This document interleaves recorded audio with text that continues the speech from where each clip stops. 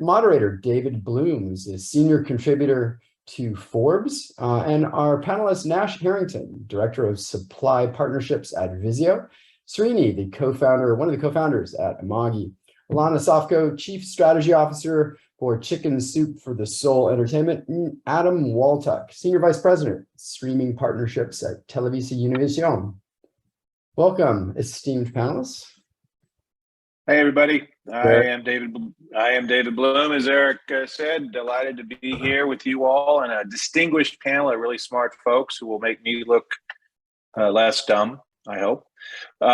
Big challenge, but interesting time to be trying to stand up and operate and sustain a streaming service wherever you may be. I think there's a very, the playbook of how you do this stuff and how it fits into your other media operations is evolving extremely rapidly. Just looking at what's happened in the last few weeks and couple of months with Netflix and HBO Max and as many of the big guys, but some of the lessons learned are just as important no matter what your scale is. And if you're getting ready to do this in a newer market, there's certainly some lessons to be learned here, and that's what we're going to talk about. You heard a brief introduction about everybody. They're all really smart, and I urge you to track them down. I don't know if we have a way to the chat room will allow us to share how you can reach us and all that, but I think everybody's here with an idea of being helpful. And I guess to start, speaking of this complex, fast-moving space, I guess I would like to ask each of my panelists to talk a little bit about, say, over the last couple of years, what lessons have you learned about operating your services? How have those evolved in the last couple of years, particularly for things you may do? Some of you have an international reach already. Some clearly are going to be there. And I'm just curious about, what are the big lessons you'd like to convey about what you do for your organization and how that's being affected over the last 2 years as we've had this huge influx in the United States and other places into streaming, and then evolution, and sort of we're now in this next stage. Guess I'd start, Adam. Why don't you start us up, because you're with TelevisaUnivision, which already, I've heard, has a few operations in the Spanish language market here and there. Yeah, we're trying. We're really making a big effort to go into that Spanish speaking business. Look, it's a good question, and I think that every one of us will have a different point of view from a personal perspective. This is a fast-moving industry, so I guess we learn something new every day. But to me, the biggest learning over the last couple of years, and especially joining TelevisaUnivision a few months ago, but then spending many years at Netflix before, is there was this one notion in my mind that was focus was key. And focus was really over three things: what the customer wanted, getting the right content, and having an amazing product. And the business model was, hey, we'll charge a fantastic price, a great subscription, and that's it. I think we've all seen where Netflix is now, and we thinking about the business model and how they engage with customers. And then the transition over to TelevisaUnivision and understanding the business model that ViX has, which is an AVOD, SVOD hybrid, which is unique in the marketplace. To me, the biggest learning has been, getting people to get to the top of the funnel, and having a product and a service proposition that makes sense at the very level, get people through the door, expose them to the content, and then slowly but surely transitioning over to a different business model, in this case an SVOD, is, at least in my opinion, one of the keys of the success of this industry for the next couple of years. So changing that mindset in which thinking that it's just about the content or just about the product is not necessarily right. Thinking about the whole funnel and the business model is just as important as those two things. So what you're saying, Adam, is the big picture for the small screen is very important. Don't just focus on one chunk of this. It's a three-headed monster, and they're all connected. That's absolutely right, and I wish I would have said it that way. It's a great reference. Well, Cerberus thanks you for your imagery, however. Elana, I just got off the phone with your boss, Bill, and got some vision on where he's going. I'm curious from your standpoint, what lessons you've learned. I mean, Chicken Soup for the Soul has gotten much bigger. Suddenly, last week, they closed their latest acquisition, Redbox, which is big in the US, but has some sort of old school legacy things like kiosks where people can rent DVDs, which feels like a very 2003 thing, but it's a nice business, among other things, that isn't going away right now. I'm just curious what the lessons learned have been for you all as you all keep rewriting the book over these last couple of years of expansion and acquisition. Well, part of it is the fact that we are working on rewriting the book. And part of rewriting the book is in part to create a whole ecosystem, like Adam was saying, right? You're not just creating a business or a business segment. It's actually refashioning media ecosystem around what makes economic sense in our space. Right. And so, and that's been a struggle for everyone. Look at how spending has changed on content over time. And we always took a position that that crazy kind of spending was unsustainable and not necessarily what we were about. And so what we did instead was build a vertically integrated studio that has its own networks to de-risk the cost of content on its way to our AVOD and other online networks. And so that's worked pretty well for us. There are still problems that we're trying to solve there.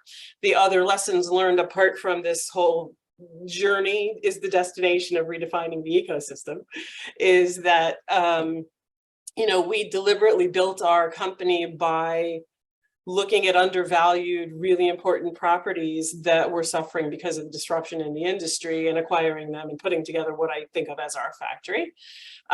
When that happens, it isn't always the kind of situation you would have architected on paper and built for yourself. So being facile with what you have is really important. And one of the ways where we, I think, got super lucky and played our hand very well was that with our acquisition of Crackle, we got a mature direct ad sales team, the plumbing to be an ad rep business. And as a player in our space, and I would say we're one of the bigger of the smaller AVODs. Right, however you want to define that, but yeah. Yeah, right. We're a distant 10, but we're in 10. Right, we're in the top 10. We're maybe more 10 and a half, but you all bought Crackle, which was a big service that had been around for a number of years with Sony, but kind of lost over there, really. I mean, they didn't really know what to do with it. Well, it didn't get the attention it probably needed as it would have as a standalone product, or if it had been sort of acquired by a different entity than Sony. But they did create this great ad sales force. And we have been blessed with an ad rep business that comes with it. And we've been able to play to our strength and grew our business significantly because of a player of our size to have a direct ad sales force that's as mature as we are. We're a must buy with all the agencies. And so it gives us the benefit of being able to ad rep for a number of other mid-size AVOD clients that we do very, very well with. So that's like a side business for you all, is to also sell like an agency almost for some other partners that are maybe not quite your scale, but worth selling into, right? Yes, one of our digital lines of business is an ad sales rep business that came from the direct sales team that we picked up when we acquired Crackle from Sony.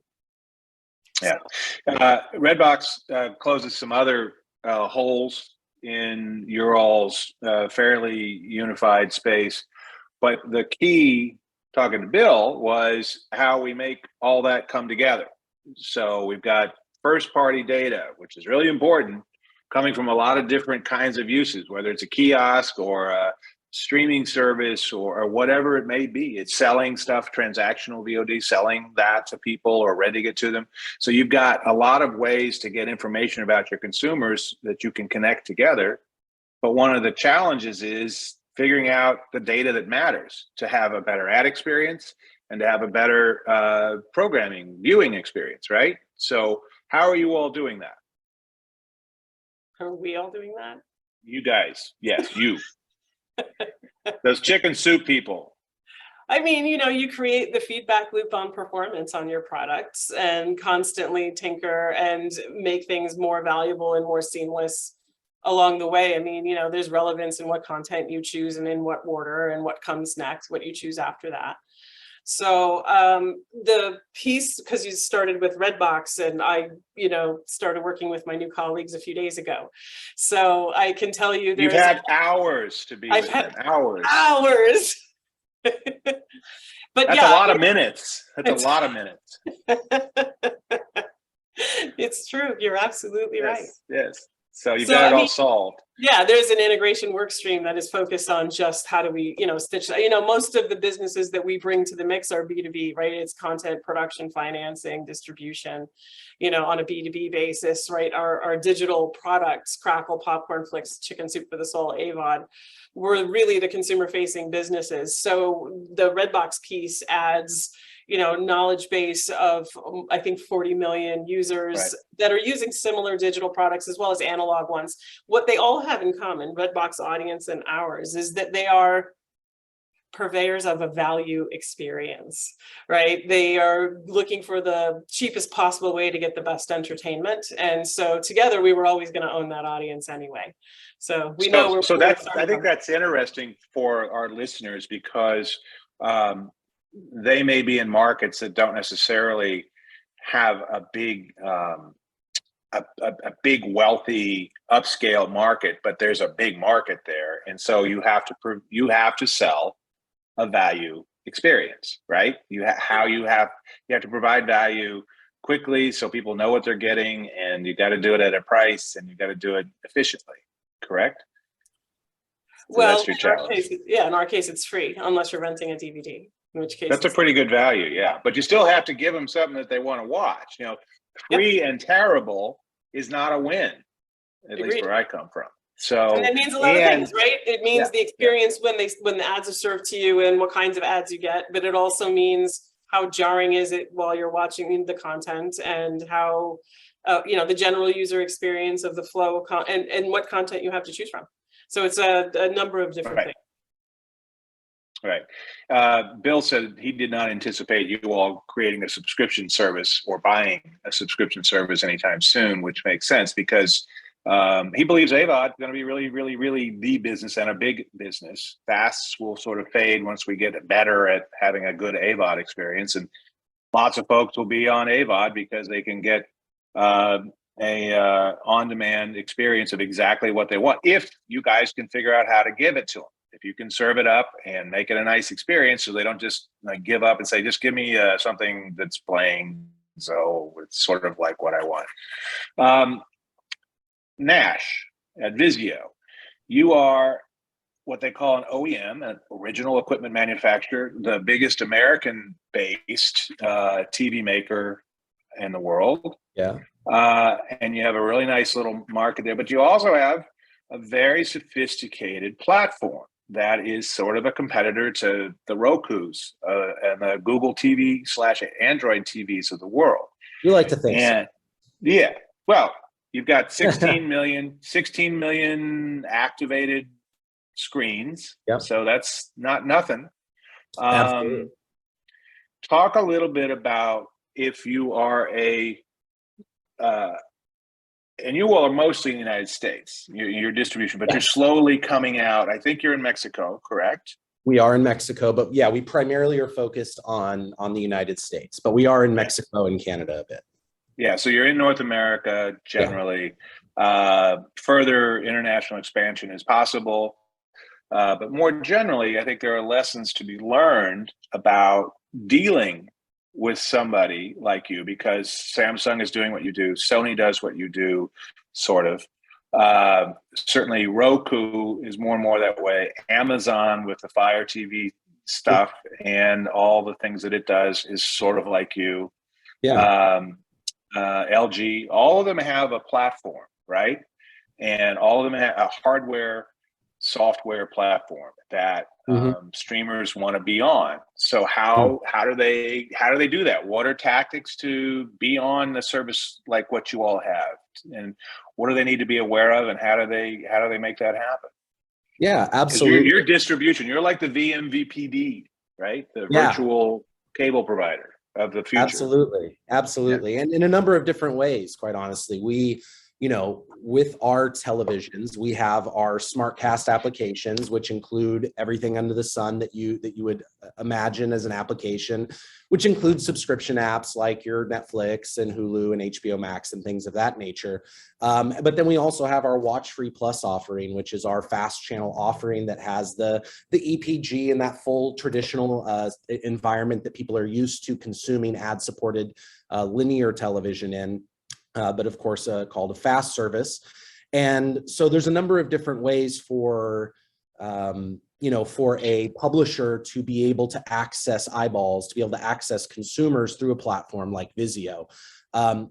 We talked a little about this before, but I think that one of the ways that a publisher, especially a publisher that doesn't have the gravitas of a Netflix or Univision or, one of those brands that people know right out of the door, is to really work to partner with the platform. That's something that we do here at VIZIO quite a lot. I know it's something that's done at other platforms as well when you're trying to diversify your distribution.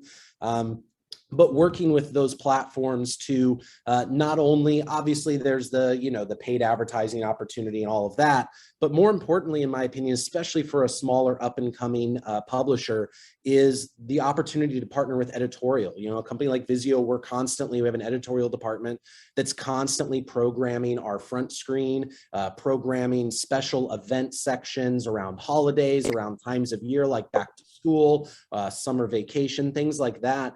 And it's important for us to work with publishers to make sure that we are sending viewers into content that fits into those categories. And so we have programs where we'll work with publishers to find out what type of special editorial work that they're doing. Maybe they're promoting a certain series that's only going to be windowed for a month or something like that during the summer, or a new set of films that are coming in from another studio.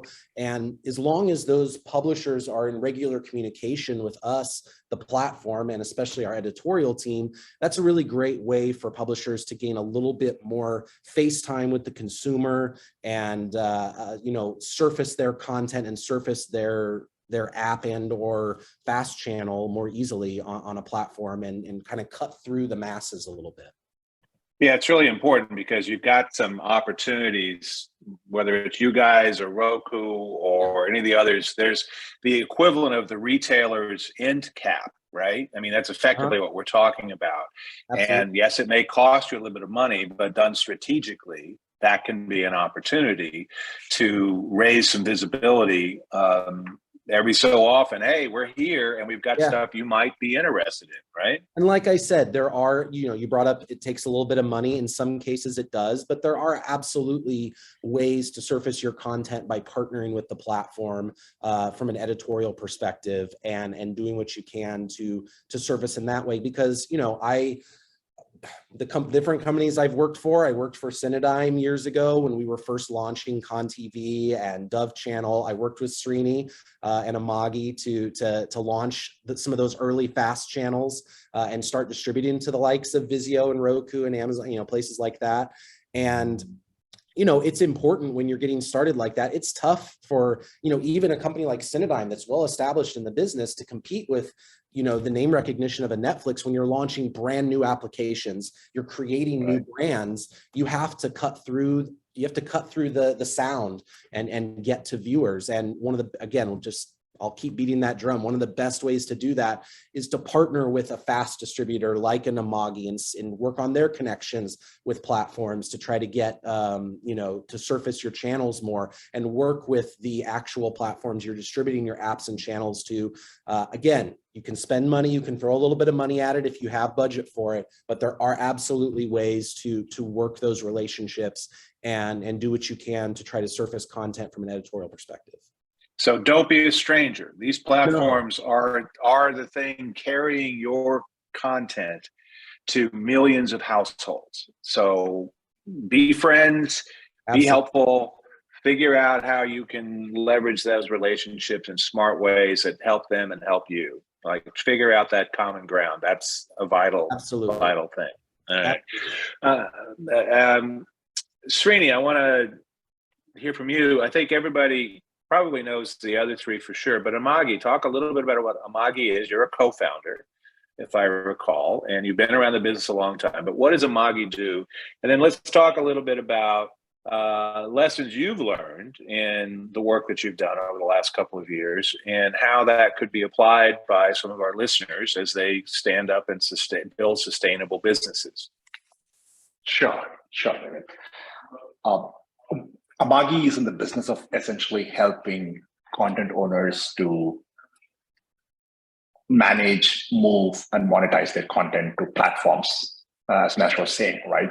If you have content and you want to distribute it, reach third-party audiences, whether it's FAST, AVOD, other platforms, we help the content owners to, create fast linear channels, distribute it.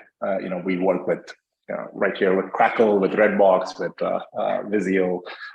So either on the platform side or on the content side, to help make that connection and help monetize that through dynamic ad insertion. We work with about 650 media brands that for FAST channels, and deliver over 2,000 channels today in FAST. 50 plus platforms, training closer to 100 now globally.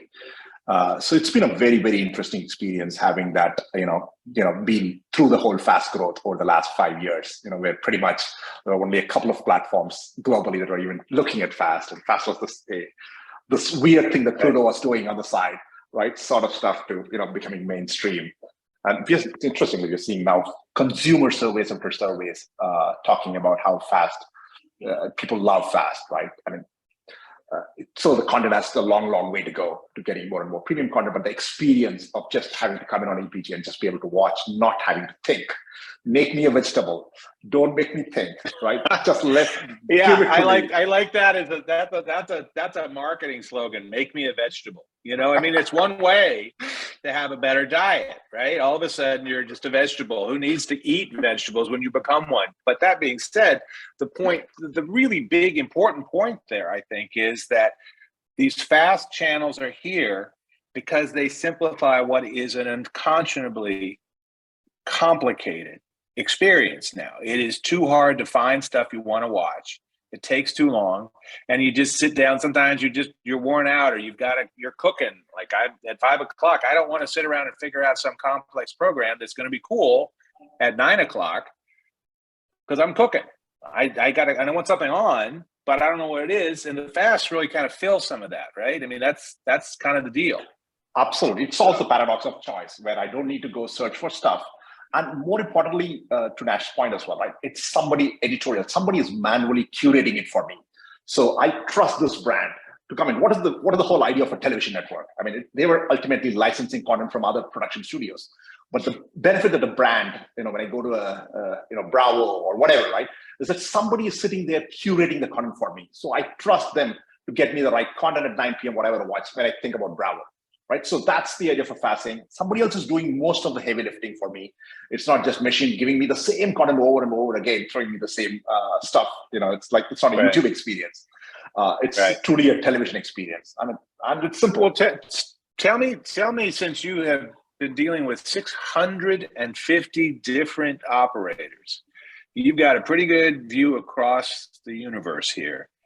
Who is doing well? Which companies stick out for doing something clever or better or different that really matters in terms of this relatively new sector of the streaming business?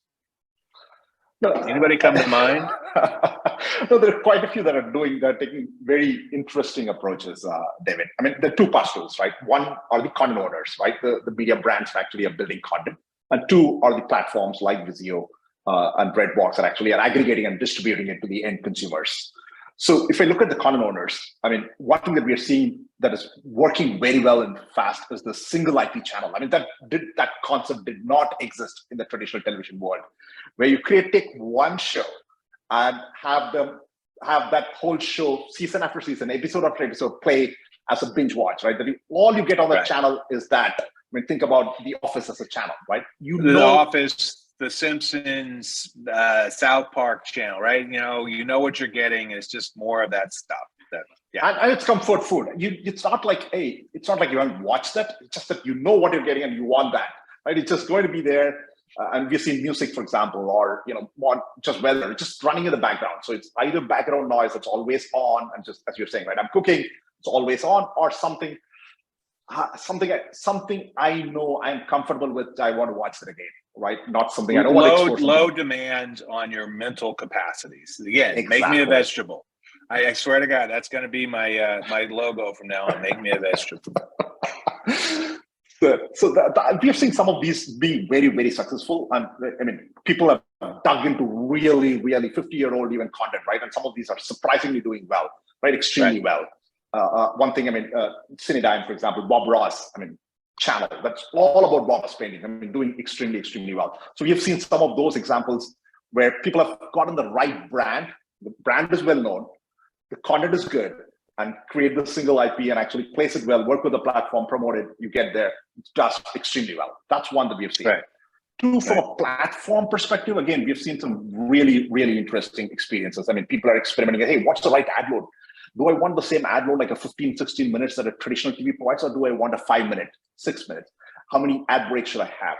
I mean, the good thing about FAST as opposed to traditional TV is that there's tons of data coming, real-time data coming back that you can collect that can actually help you make decisions, even do A/B testing to see what works and start adapting to the consumer behavior.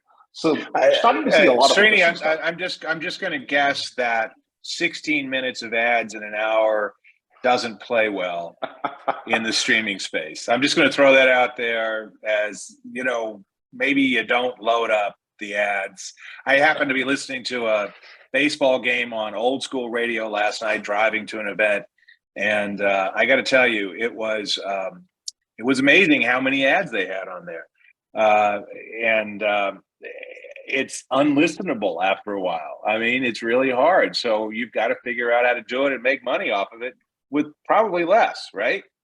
Absolutely. And I think that's one thing the FAST world can do well, right? Is to learn from in terms of increasing the value of the ad inventory that you have, rather than actually learning the wrong things from digital, where you commoditize every ad that it sells for pennies, right? How do you actually learn from the television world where every ad is premium, right? Where you actually start selling the ad as it should be, where you have limited ads, but sold at a much higher premium, because you're talking about a branded content, television-like experience, brand safe, connected TV, family experience, large screen, non-skippable ad, right? That's the holy grail for advertising, if you will, and with lots of data that you can use for targeting, right? So if you do it right, I think absolutely you can limit the experience and still make tons of dollars on that.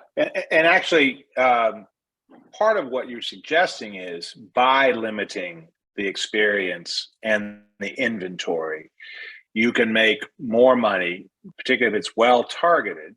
You can make more money with fewer ads because it's less annoying. People are more engaged. They're more likely to stick around, instead of changing the channel. And you're getting paid more, and you're not flooding the market in that supply and demand stuff. You're not flooding the market in quite the same way. I mean, so all those kind of play together. You can have a better experience for your viewer, and you can make more money with fewer ads if you do it right. But that's the key. You got to do it right. Correct? Absolutely. You put it way better than I did. Absolutely, David. Well, I'm a journalist. I'm supposed to translate. So,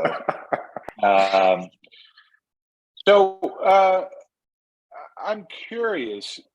We're in a very competitive market now in the United States, and that will certainly play out in the rest of the world as more services come on. And we've got an economy in the United States and other parts of the world that is not as strong as it was, say, a year ago, or not as overheated, I think is what the U.S. Treasury Department would say, not as overheated as it was a year ago. But it may be a little more difficult. Ad spends have come back, have pulled back a little bit, et cetera, et cetera. And some of the irrational exuberance of investors has certainly pulled back on streaming from a year ago. How do you grow your viewer base, your subscriber base, as that competition grows in a complicated market? Or is this like a really great time to be in the FAST/AVOD business because people aren't subscribing as much? Elana, why don't we start with you? Sure. We look at that two ways. And to your point, when markets get tighter and discretionary spending pulls back, you tend to see an increase in usage of free and ad-supported media. So we definitely have the tailwinds from that. I think bolstering us from our perspective. However, we are pretty active with M&A, and so growing audience by acquiring and driving consolidation in the market really works for us too. So. Right. Yeah, I expect a lot more consolidation in the U.S. market. I suspect some of that will take a while to play out in other markets that aren't as filled out yet, but absolutely there'll be some consolidation. Adam, what are you saying? As you look around, what are the tactics people should be doing to drive subscribers and viewers? Or when you're more of a niche play, is it purely numbers, or is it the right numbers that matter? Yeah. So I think there's a few things, right? So number one, it's still debatable whether a not ideal macroeconomic context helps or doesn't help SVOD. I mean, we've seen in the past many different SVOD services grow even when the macroeconomic situation wasn't necessarily the best. Of course, I think that the industry has matured, and it's been a while since we've been in that position. So we'll see how it plays out this time around. In any case, I think there's two things. Number one is getting the right value offer is key. We'll focus in what we're doing from a VIX perspective. We know what our consumers care about. They care about the best entertainment in Spanish, whether if that's films or shows. And they definitely care about soccer. We know that we Latinos love our soccer. Soccer is crazy, right? I mean, India is cricket. It's soccer in Euro's markets for sure. Exactly. Absolutely. So I'm Argentinian. Most of my weekends football. Yeah, I say soccer. We're talking to a Latin American audience. We can say football. Let's call it the right way then. Football. I spend most of my weekends watching some sort of game. So from a VIX perspective, we said, hey, we want all three of those things in one single product for $6.99. I think it's a killer value offer.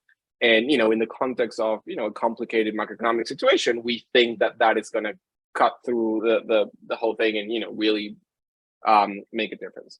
But then on top of that, I do think that the having this hybrid AVOD SVOD model helps a lot. We know that people will come and go. There's going to be a natural churn. Churn is going to be, especially outside of the US, involuntary churn is going to be big.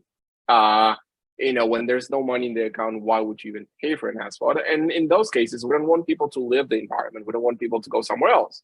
We want them to stick around, whether if that's watching one of our AVOD content or even one of our FAST channels with one of our various partners. So, there's going to be a show or a film or a soccer game pretty soon that will justify any of those users from coming back. We hope that they will stick around, and we work hard for them to never churn. But if they do, we want them to be at arm's length to come back. And I think that's going to be the key to navigate this situation for the next couple of months. Okay. So, and it's important to note that you all have live sports and other live programming from the start. Now, a lot of that's in VIX Plus, right? Not the AVOD service, the ad-supported service, right? So there's live content in the AVOD service. So there's news, sports news, and then correct. And then we have a bunch of different games on AVOD as well. So we have a promise of having at least one premium game on AVOD. Hopefully, it's going to be more than that. So just last week we had a bunch of different live important big games in our AVOD service. So we have that consumer promise, and we're going to stick to it. Okay. Nash, real quickly, we've got a few minutes left. Real quickly, from your standpoint as an OEM and a platform guy, we talked a little bit about building up those relationships. What other things can they do to help drive viewership and all that comes with that? Well, I mean, again, coming from a platform perspective, we don't spend a lot of our day-to-day time on driving viewership. Obviously, the publishers really focused on that. But, you know, I'll reiterate what I said earlier, that partnering with the platform is always really important. There are opportunities to buy. And then I think also just being aware of where the consumer is shifting. We've talked a lot about AVOD. Adam talked about, you know, their hybrid models of a combination of subscription and AVOD. But I think what's really important to take away is that, especially over the last couple of years, through what we've all been through and the extra time we spent at home, people spent more and more time consuming streaming television, exponentially grew the awareness around the opportunity that was there. And with that, people had to cancel subscriptions because you know, in the past it was I'll throw $5 at it to not have to watch ads. But when there's 10 different apps that you need to use, you can't, that's expensive. So we're seeing more and more consumers okay with consuming ads. Srini talked about, you know, 16-minute long, you know, 16 minutes per hour of ad breaks traditionally. You know, we're seeing the average with streaming television, fast channels and apps more around, you know, 8 or 9 minutes. And so it's a much lighter ad load. Ad breaks sometimes are only 90 seconds long, maybe 120 seconds at most. And so it's a much easier ad load to get through.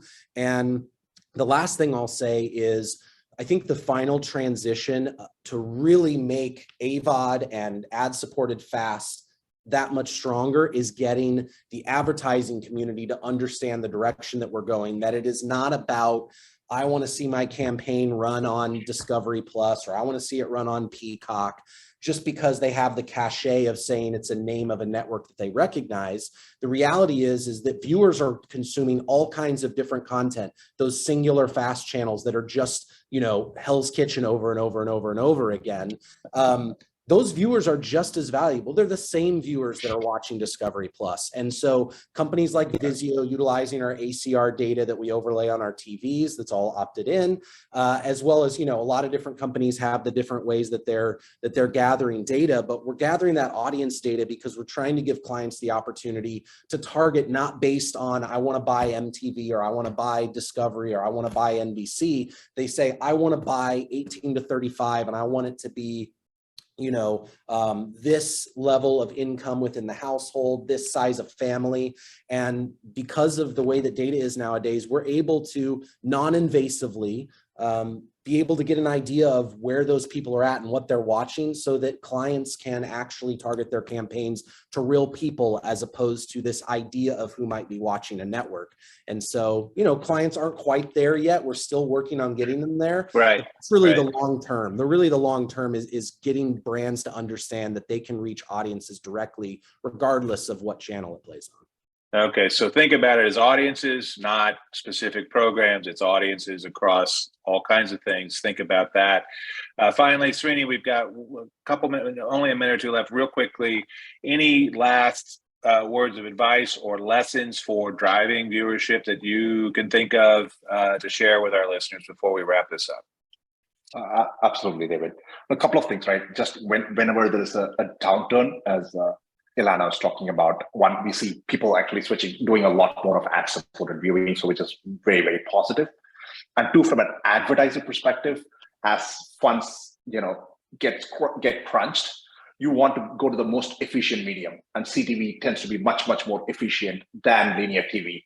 So the hope is that even if you look at some of the earnings releases that we have seen over the last few months, last few weeks, we see that, you know, connected TV comparatively has actually been better than linear, right, overall. So the hope is that with the potential downturn, what you'd see is, you know, an acceleration to CTV compared to linear, because that provides much better efficiency for the advertiser when you have limited funds. So as a content owner, if you want to drive viewership, it's about ensuring that you understand the audience, you know, experiment a lot. I mean, we strongly recommend all our customers, given the CTV, space, to do a lot more A/B testing. Try stuff. You know, don't think about it like a traditional linear, that you have to do one and wait for a Nielsen to figure out what you want to change. Right? You can do stuff in real time. Try things with different people and see what works. Right ad loads, right experience, where you want the advertising, how long do you want the advertising. Other ad units, innovative ad units, can be overlays rather than a regular 2-minute ads. So you can do a whole bunch of things with CTV that you cannot do with a traditional one. So that's what we recommend. That makes a lot of sense. Remember, collect the data, use the data, figure out how to optimize, but try stuff, throw things against the wall. When people aren't watching very much at the start, that's a perfect time to experiment, right? Because no one's going to hold it against you. No one's going to remember, oh, you did that 2 weeks after you launched and now you've got 15 times as many viewers. Try it now, figure it out, go from there. And with that, I think we'll wrap this up. Thank you, everybody, for your wonderful insights, and I hope it's helpful to our audience. And with that, I will wrap it up. This is David Bloom. Thank you. Hey, I want to thank you all as well. Fantastic discussion, and really just a little bit of a teaser of the kind of content that we're going to provide at OTT.X and the folks that you get to hang out with as an OTT.X member, kind of on a regular basis at our events in person, and many of these folks are on working groups. So once again, just, hey, Eric, not to mention our awards. That's right. That's true. Many of you may not be aware of the OTT.X Social Impact Awards, where we recognize content that inspires positive action and acceptance and equality for all people. We are in our third year now. David is on our advisory committee